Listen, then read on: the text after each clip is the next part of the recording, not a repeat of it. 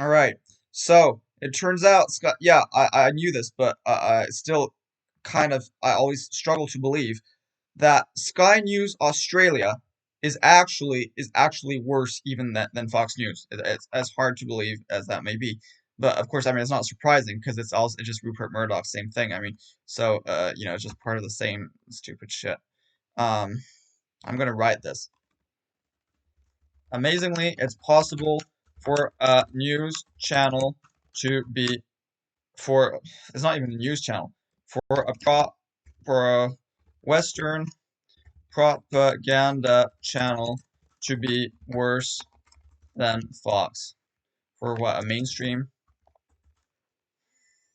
Here we go. Yep. All right. And look at the idiotic comments.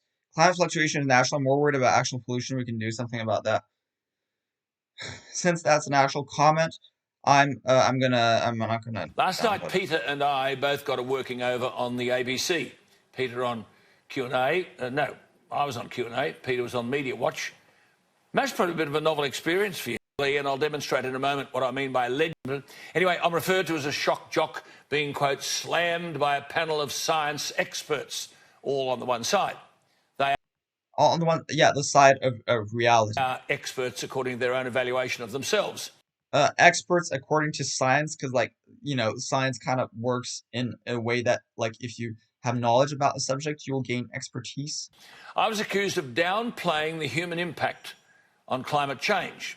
Of course, no attempt Jesus was made Christ. to contact me so that Yeah, because you were a I crackpot. could offer a defence. That's the ABC. But one of the No, that's not the AB. That's because they don't want to give a voice to a guests crackpot.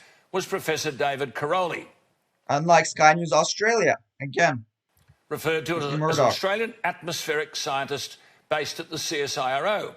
And a questioner asked Professor Caroli the following. I saw the radio commentator Alan Jones on TV recently, and he said that 0.04% of the world's atmosphere is CO2.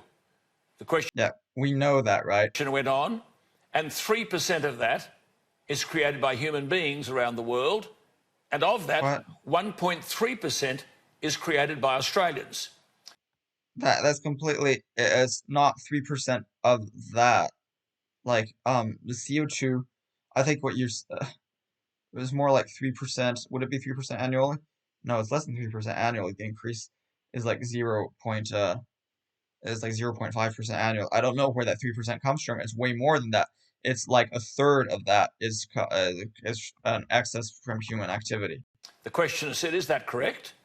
And if so, is Yeah, human so it's a third. Yeah, but who cares if Australia is responsible for 1.3%? Because proportionally, Australia is the country that's #1 responsible for CO2 emissions per person. activity really making a difference?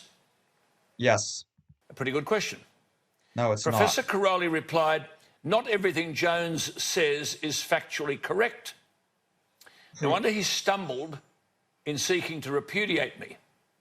He went on to say that while it is I think he stumbled because it's just so idiotic. correct that 0.04% of the world's atmosphere is carbon That argument was old in 1990. dioxide, quote, Jones's statistics around humans, I think he means human beings, causing climate change. What do you mean that human beings as a Yeah, I actually hate the word human being. It's sort of weird. It's weird. Do you say a cat being? Do you say a three-toed woodpecker being? No, you just say a three-toed woodpecker. You don't add being. Well, why would you add being? That's weird. Change, and the role Australians specifically play is completely false. He said, Except that I'm a climate scientist, and Alan Jones is wrong. All his other numbers are wrong.